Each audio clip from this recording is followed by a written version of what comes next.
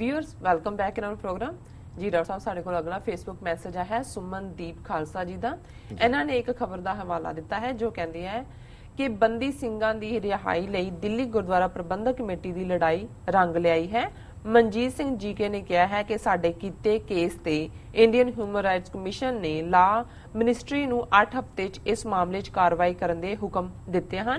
Doctor साहब की यह गल सही है जां फिर ये एवें ही खबरां बना रहे हैं? जी डॉक्टर साहब देखो, ये जिहड़े दिल्ली बेस्ड अकाली पहरावे थले जां शक्लो सूरत थले ने एक स्टेज सी रादर मैं पिछले दिन जो इंडियाना सी पिछले हफ्ते तो उत्थे किसी ने इनडायरैक्ट और डायरैक्ट दोनों तरीके नाल ही सवाल पूछा कि जी ये जिहड़े वपारी ने सिखां च ये क्यों साडी मूवमेंट के खिलाफ गल करते हैं, अगेंस्ट भुगतते हैं जां इंडियन गवर्नमेंट का क्यों ये पक्ष पूरते हैं जी।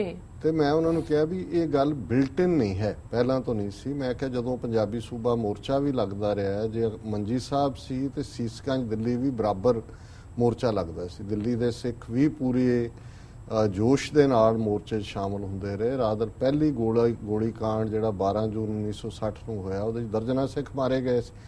मास्टर तारा सिंह बड़े थोड़े नोटिस के उत्ते 2-2 3-3 लाख सिख जिहड़े है वो दिल्ली इकट्ठा कर लैंदे सी। और नेहरू हमेशा घबराउंदा सी कि भी दिल्ली च मीडिया हुंदा सी, इंटरनेशनल हर चीज़ खबर बनदी सी। सो जदों इन्हां ने दिल्ली दे गुरुद्वारियां नूं जिहड़ा है वो अड्ड करके इंदिरा गांधी ने 1969 जां 68-69 दे विच दिल्ली गुरुद्वारा प्रबंधक कमेटी बनाई तो वो पहला स्टैप सी कि दिल्ली के सिखां नूं इस कमेटी के नां थले पंजाब के सिखां नालों तोड़ो जी। और इस तो बाद असीं देखते हैं भी यही तजर्बा उन्होंने जो ज्ञानी जैल सिंह नूं चीफ मिनिस्टर बनाया जिहड़ा वड्डा हिस्सा रामगढ़िया भाईचारे का हमेशा पंथक पीठ सी उन्होंने कांग्रेस वाल खिंचिया।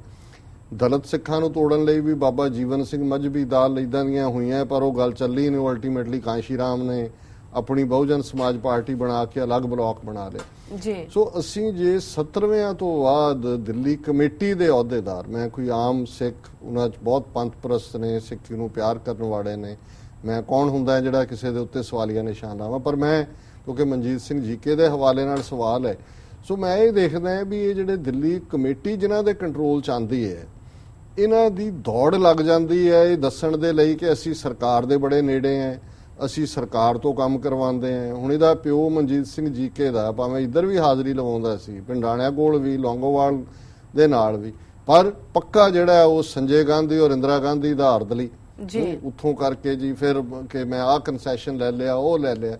सो ये प्रभाव दिंदे रहे सिखां जां दिंदे ने कि जी असी सरकार दे नेड़े हो के असी सरकार तो काम करवा रहे। हुण पिछली सरकार वेले मनमोहन सिंह 10 साल चीफ मिनिस्टर रहा, परमजीत सिंह सरना जिहड़ा बेशक पाकिस्तान गुरुद्वारा प्रबंधक कमेटी के हवाले नाल चंगा रोल है, नानकशाही कैलेंडर के हवाले नाल चंगा रोल है, पर जे तुसीं देखोगे कि ओवरऑल सरकार प्रस्ती है।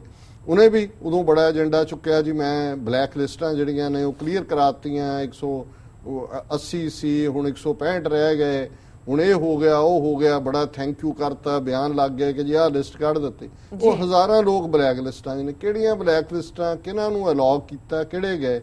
हुण ये जिहड़ा मनजीत सिंह जीके है ये इस वेले सारे पासे दा ही जिहड़ा एजेंट है, पता नहीं डबल एजेंट कहंदे ने, 2 पार्टी तो पता नहीं किहड़े किन्ना एजेंट है।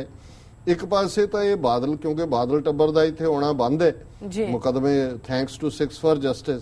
एक तो ये अकालियां दा दुमछल्ला बनया होया जिहड़ा इधर उधर आके अपना इधर भी इन्हें भी ब्लैक लिस्टां दा मुद्दा चुक्या जिहड़ा इत्थों दा इहनूं दुरकार दिता है। गल बहुती बनी नहीं क्योंकि बननी भी नहीं है, इन्होंने पता ही नहीं है भी एजेंसियां दी गेम की है। वो उन्हां लई भी हुंदा है भी इन्हां नूं वरतो नहीं है तो डंप कर दो।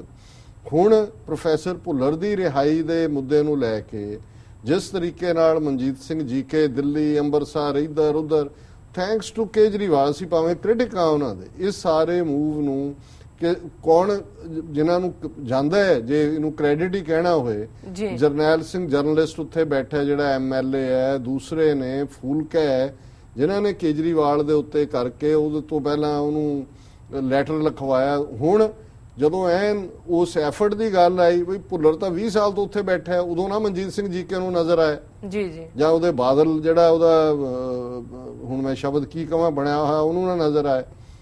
लेकिन हुणे क्रेडिट के जी देखो मनजीत सिंह जीके ने कराता। ਹੁਣ ਉਹਨੂੰ ਲੱਗਦਾ ਹੈ ਕਿ ਵੀ ਇਹ ਸਿੱਖਾਂ 'ਚ ਜੇ ਕੁਝ ਵੇਚਣਾ ਹੈ, ਹੁਣ ਕੁਦਰਤੀ ਇੱਕ ਭਾਵੇਂ ਉਹ ਬਾਪੂ ਸੂਰਤ ਸਿੰਘ ਦੇ ਵਰਤ ਦੇ ਹਵਾਲੇ ਨਾਲ ਹੈ ਜਾਂ ਬਾਦਲ ਦਾ ਬੀਜੇਪੀ ਨੂੰ ਇਹ ਦਿਖਾਣ ਦਾ ਕਿ ਜੀ ਮੈਂ ਇਸ ਏਜੰਡੇ ਵੱਲ ਮੁੜਾਂਗਾ। ਹੁਣ ਇਹ ਚੱਲ ਰਿਹਾ ਜੀ ਬੰਦੀ ਸਿੰਘ ਜਿਹੜੇ ਬਾਹਰ ਜੇਲ੍ਹਾਂ 'ਚ ਨੇ, ਕਰਨਾਟਕਾ ਤੋਂ ਫਲਾਣਾ ਸਿੰਘ ਆ ਜਾਏਗਾ, ਇਧਰੋਂ ਇਹ ਆ ਜਾਏਗਾ, ਪਰ ਉਹਨੂੰ ਕ੍ਰੈਡਿਟ ਦੇਣ ਦਿਵਾਉਣ ਦੇ ਲਈ ਕਿ ਵੀ ਬਜਾਏ ਇਹਨਾਂ ਦੇ ਸਿਰ ਦੇ ਉੱਤੇ ਇਹ ਆਏ ਕਿ ਵੀ ਤੁਸੀਂ 20 ਸਾਲ ਕੀ ਕੀਤਾ ਇਹ ਸਾਰੇ ਪੀਰੀਅਡ।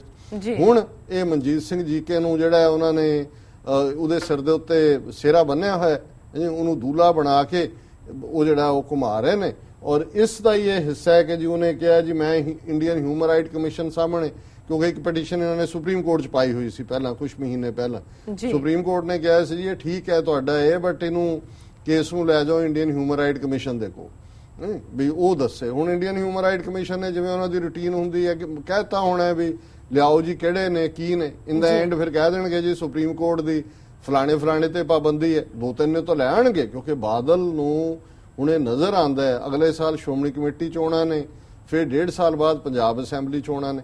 ਸੋ ਇਹ ਸਾਰੇ ਹੀ ਆਪੋ ਆਪਣੀ ਮਾਰ ਤੇ ਨੇ, ਇਹਨਾਂ ਦਾ ਕੋਈ ਇੰਟਰਸਟ ਨਹੀਂ ਹੈ ਸਿੱਖ ਏਜੰਡੇ, ਇਹਨਾਂ ਦਾ ਕੋਈ ਇੰਟਰਸਟ ਨਹੀਂ ਹੈ ਬੰਦੀ ਸਿੱਖਾਂ ਦੀ ਰਿਹਾਈ 'ਚ, ਇਹਨਾਂ ਦਾ ਕੋਈ ਇੰਟਰਸਟ ਨਹੀਂ ਹੈ। ਔਰ ਉਹ ਜਿਹੜਾ ਇੱਕ ਦੁਮਛੱਲਾ ਜਿਹਾ ਦਿੱਲੀ ਵਾਲਾ ਜਿਹਦਾ ਅਸੀਂ ਕੱਲ ਜ਼ਿਕਰ ਕੀਤਾ ਸੀ ਕਿ ਜਿਹਨੇ ਉਹ 8-9 ਮਿੰਟ ਦੀ ਵੀਡੀਓ ਪਾਈ ਹੋਈ ਹੈ ਕਿ ਜੀ ਇਹ ਦੇਸ਼ ਦਾ ਨਾਂ ਹਿੰਦੁਸਤਾਨ ਗੁਰੂ ਨਾਨਕ ਸਾਹਿਬ ਨੇ ਕਿਹਾ ਔਰ ਖਾਲਿਸਤਾਨ, ਮੈਨੂੰ ਕੱਲ ਕੋਈ ਦੱਸ ਰਿਹਾ ਸੀ ਕਿ ਉਹਨੂੰ ਜਿਹੜਾ ਆਨਰ ਕਰਦਿਆਂ ਦੀ ਮਨਜੀਤ ਸਿੰਘ ਜੀਕੇ ਦੀ ਫੋਟੋ ਹੈ ਉਹਦੇ ਨਾਲ ਜੀ। ਹੁਣ ਇਹੀ ਜੀਕੇ ਵੀ ਜਿਹੜਾ ਇਹ ਕਹਿੰਦਾ ਜੀ ਹਿੰਦੁਸਤਾਨ ਮੇਰਾ ਦੇਸ਼ ਹੈ, ਮੈਨੂੰ ਫਖਰ ਹੈ, ਔਰ ਉਹ ਇੱਥੋਂ ਤੱਕ ਕਹਿਣ ਨੂੰ ਜਾਂਦਾ ਹੈ ਕਿ ਜੀ ਸੰਤ ਪਿੰਡਾਂ ਵਾਲਿਆਂ ਨੇ ਕਦੇ ਕਿਹਾ ਹੀ ਨਹੀਂ ਸੀ ਖਾਲਿਸਤਾਨ, ਮੈਂ ਤਾਂ ਸਭ ਤੋਂ ਨੇੜੇ ਰਿਹਾ ਪਿੰਡਾਂ ਵਾਲੇ ਦੇ, ਮੈਨੂੰ ਤਾਂ ਉਹ ਜਿਹੜੀ ਹੈ ਉਹ ਚੂਸਣੀ ਚੁਸਾਉਂਦੇ ਰਹੇ ਨੇ, ਉਹਦਾ ਕਹਿਣ ਦਾ ਸੀ ਕਿ ਮੇਰੇ ਪਿਓ ਦੇ ਉਹ ਨੇੜੇ। ਹੁਣ ਉਸ ਕਿਸਮ ਦਾ ਬੰਦਾ ਜਿਹੜਾ ਪਬਲਿਕਲੀ ਚੈਲੰਜ ਕਰ ਰਿਹਾ ਹੈ ਕਿ ਜੀ ਬਾਕੀ ਕੀ ਗੁਰਦੁਆਰਿਆਂ ਦਾ ਕੀ ਹੋਏਗਾ ਔਰ ਇਹ ਤਾਂ ਅਸੀਂ ਲੜਾਂਗੇ ਹਿੰਦੁਸਤਾਨ ਦੇ ਲਈ, ਉਹਨੂੰ ਇਹ ਆਨਰ ਕਰ ਰਹੇ ਨੇ, ਉਹਦੇ ਨਾਲ ਫੋਟੋ ਲਵਾ ਰਹੇ ਨੇ। ਸੋ ਇਹ ਕਿਹੜੇ ਬੰਦੀ ਸਿੱਖਾਂ ਦੀ ਰਿਹਾਈ ਤੇ ਕਿਹੜਾ ਸਿੱਖੀ ਦਾ ਏਜੰਡਾ। ਸੋ ਮੈਂ ਸਮਝਦਾ ਵੀ ਇਹਨੂੰ ਇਹ ਖਤਰਨਾਕ ਰੋਲ 'ਚ ਆਇਆ ਮਨਜੀਤ ਸਿੰਘ ਜੀਕੇ, ਇਹਨੂੰ ਇਹ ਨਹੀਂ ਪਤਾ ਹੈ ਵੀ ਇਹਦੇ ਪਿਓ ਦਾ ਕੀ ਹਸ਼ਰ ਹੋਇਆ ਸੀ ਜੀ। ਏਜੰਸੀਆਂ ਨੇ ਵਰਤਿਆ ਸੀ ਤੇ ਪਿਓ ਨੂੰ, ਸੰਤੋਖ ਸਿੰਘ ਨੂੰ, ਔਰ ਅਲਟੀਮੇਟਲੀ ਸ਼ੂਟ ਡਾਊਨ ਕੀਤਾ ਸੀ। ਇਹ ਕਦੇ ਆਪਣੇ ਪਿਓ ਦੀ ਕਹਾਣੀ ਦੱਸੇ ਵੀ ਉਹਨੂੰ ਸ਼ੂਟ ਡਾਊਨ ਏਜੰਸੀਆਂ ਨੇ ਕਿਉਂ ਕੀਤਾ ਸੀ ਔਰ ਕੌਣ ਫੋਰਸਿਸ ਉਹਦੇ ਬਿਹਾਈਂਡ ਸੀ ਜੇ ਏਜੰਸੀਆਂ ਨਹੀਂ ਸੀ। ਸੋ ਮੈਂ ਸਮਝਦਾ ਵੀ ਕਈ ਵਾਰੀ ਇਹ ਹੁੰਦਾ ਵੀ ਬੰਦਾ ਦੇਖਦਾ ਕਿ ਭਾਈ ਮੇਰੇ ਪਿਓ ਨਾਲ ਕੀ ਹੋਇਆ ਹੈ, ਮੈਂ ਇਹ ਦੋਗਲੇ ਜੇ ਰੋਲ ਨਾ ਕਰਾਂ, ਸਿੱਧੇ ਤੌਰ ਤੇ ਗੱਲ ਕਰਾਂ। ਪਰ ਹੁਣ ਤੁਸੀਂ ਕੀ ਕਹਿ ਸਕਦੇ ਹੋ ਜਿਹਨੂੰ ਉਹ ਕਹਿੰਦੇ ਨੇ ਕਿ we have learned nothing, we have forgotten nothing, ਇਹੀ ਕੈਟਾਗਰੀ ਹੈ, ਹੋਰ ਕੀ ਹੈ ਜੀ। ਡਾਕਟਰ ਸਾਹਿਬ ਨਾਲ ਨੇ ਬ੍ਰੇਕ। ਵੀਅਰਸ ਤੁਸੀਂ ਕਿਤੇ ਨਹੀਂ ਜਾਣਾ, ਮਿਲਦੇ ਹਾਂ ਛੋਟੇ ਬ੍ਰੇਕ ਤੋਂ ਬਾਅਦ।